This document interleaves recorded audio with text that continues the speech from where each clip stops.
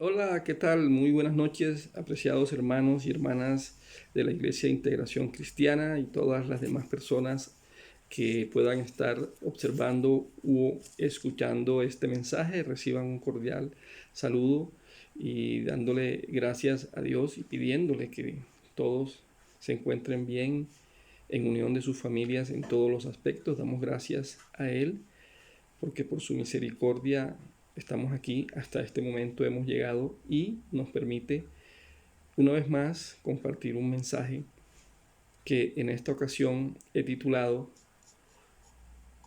Cautivo, cautividad, cautiverio. Cautiverio, cautividad, cautivo. ¿Y quién nos libera de ese cautiverio que se puede interpretar como esclavitud?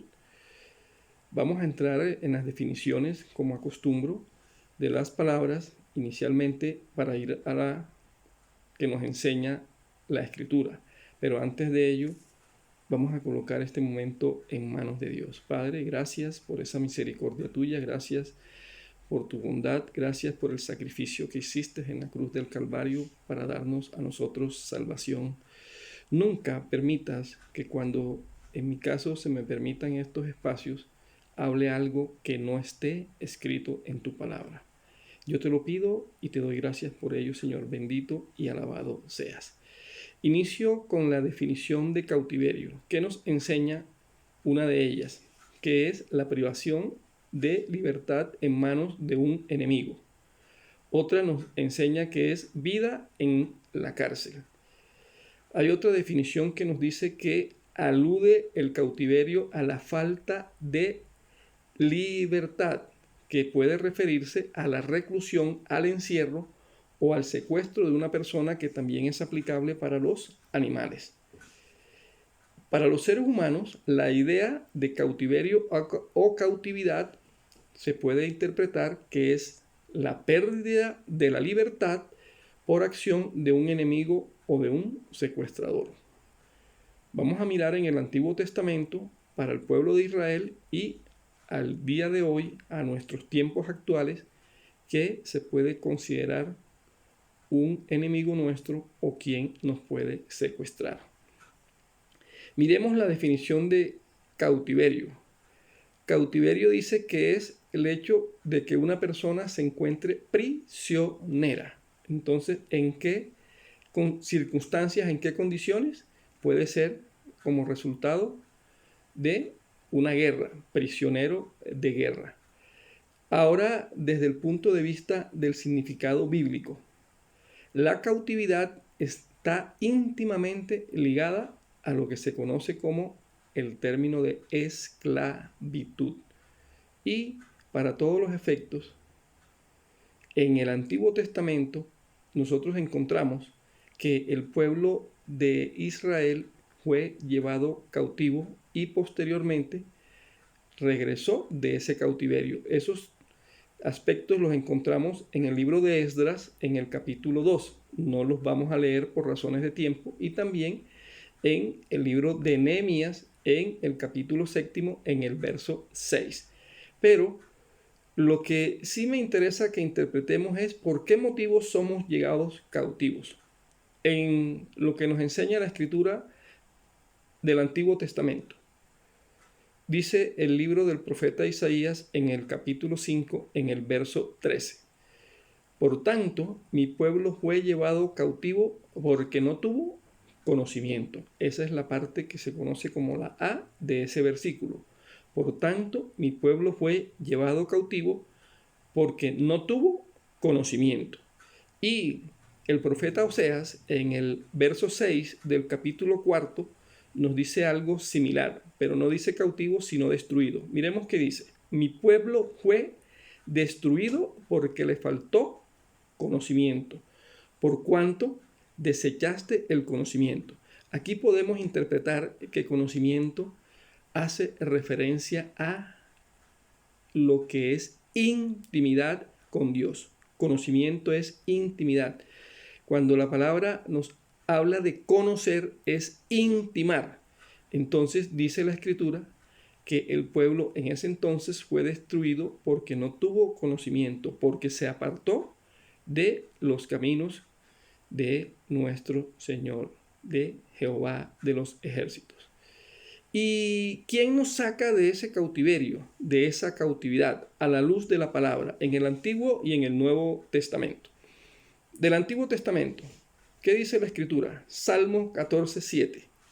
Oh, que de Sión saliera la salvación de Israel cuando Jehová hiciere volver a los cautivos de su pueblo.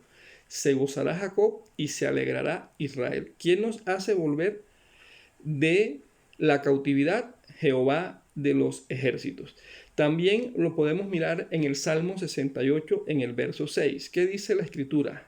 Dios hace habitar en familia a los desamparados. Saca a los cautivos a prosperidad, mas los rebeldes habitan en tierra seca. Eso es a la luz del Antiguo Testamento. Miremos ahora según el Nuevo Testamento. Actualmente, ¿de qué creen ustedes que nosotros somos cautivos o por qué estamos en cautiverio? ¿Cuál será esa respuesta? Muy sencilla. Somos o estamos cautivos del pecado. Para ello debemos interpretar lo que es la definición de pecado y rápidamente se conoce como pecado la transgresión de la ley divina o de alguno de sus preceptos, mandamientos, mandatos. Y cuando obramos de esa forma, nos apartamos de lo recto y de lo justo. ¿Eso qué quiere decir? Que estamos contrariando la voluntad de Dios. El pecado es una ofensa a Dios y eso nos aleja de Él. Pero miremos qué nos dijo el apóstol Pablo en esa hermosa carta que le escribió a los romanos, capítulo 7, versos 14 al 23, de que somos esclavos del pecado. Miremos el 14, porque sabemos que la ley es espiritual, mas yo soy carnal, vendido al pecado. Yo lo invito a que usted con más tiempo, con más dedicación, pueda analizar ese capítulo 7 de la carta de los romanos. Y miremos lo que dice el 17. De manera que ya no soy yo quien hace aquello, sino el pecado que mora en mí. ¡Wow! Impresionante. 18. Y yo sé que en mí, esto es, en mi carne, no mora el bien, porque el querer el bien está en mí, pero no el hacerlo. Una lucha que tenía el apóstol Pablo. Dice el 19, porque no hago el bien que quiero, sino el mal que no quiero, eso hago. El 20, y si hago lo que no quiero, ya no lo hago yo, sino el pecado que mora en mí. Parece un juego de palabras, pero tiene un mensaje contundente. Y el 21, así que, queriendo yo hacer el bien, hallo esta ley, que el mal está en mí. Nosotros somos pecadores por nuestra naturaleza. Nuestra naturaleza es pecaminosa. Volvemos al 23. Pero veo otra ley en mis miembros que se rebela contra la ley de mi mente y que me lleva cautivo a la ley del pecado que está en mis miembros. El hombre tenía ahí una controversia con su ser interior. Y dice el 24, miserable de mí, ¿quién me librará de este cuerpo de muerte? Y ahí viene él en el siguiente verso dando una frase muy hermosa. Gracias doy a Dios por Jesucristo, Señor nuestro. Así que yo mismo con la mente sirvo a la ley de Dios, mas con la carne a la ley del pecado. Si nosotros nos movemos guiados por el Espíritu, muy probablemente no vamos a equivocarnos en nuestro proceder. Pero cuando nos dejamos llevar por los deseos de la carne, nos hace daño. ¿Cómo podemos ser libres? ¿Qué nos dice la palabra? Vamos a irnos a lo que mencionó el Señor Jesús. Y para ello, antes de eso, miremos lo que dice Isaías en el capítulo 61, versos del 1 al 3. El Espíritu del Señor Jehová, el Señor está sobre mí, porque me ungió Jehová, me ha enviado a predicar buenas nuevas a los abatidos, a vendar a los quebrantados de corazón, a publicar libertad a los cautivos y a los presos apertura de cárcel. Esa escritura, según nos enseña la palabra, se cumplió y en el capítulo 4 del Evangelio de Lucas, en los versos del 16 al 21, pero solo vamos a ir a el 16. Vino a Nazaret. ¿Quién vino? Nuestro Señor Jesucristo, donde se había criado, y en el día de reposo entró a la sinagoga conforme a su costumbre y se levantó a leer. Y se le dio el libro del profeta Isaías, y habiendo abierto el libro, halló el lugar en donde estaba escrito: El Espíritu del Señor está sobre mí, por cuanto me ha ungido para dar buenas nuevas a los pobres, me ha enviado a sanar a los quebrantados de corazón, a pregonar libertad a los cautivos y vista a los ciegos, a poner en libertad a los oprimidos. Leí del 16 al 18 nada más. Y en el 21 dice: y comenzó a decirles: hoy se ha cumplido esta escritura delante de vosotros.